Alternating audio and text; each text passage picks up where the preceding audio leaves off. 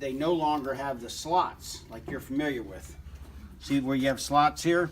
They're now just regular holes. The base is slotted, and they pull the pump on some models. Other models up to the 8,000 pound range, they're sliding the engine back with a set of rails on the engine. So what I've done here on the old style, which you can do, you have an old rail that looks like this here. And your breakout is usually over in this section here. So what I do, I take a saw and I cut this entire length right here off the old rail.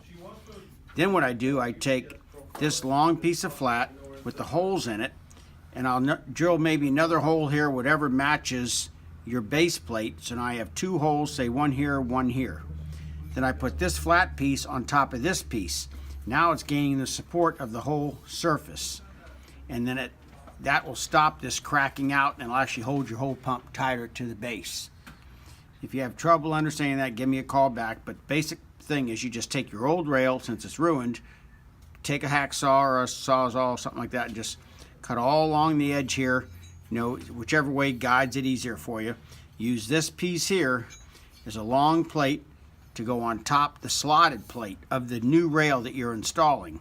So now it would look something like this here, but you're going to have another flat plate going all along the top here where you won't see the slots, but the holes will be there and you can still slide it.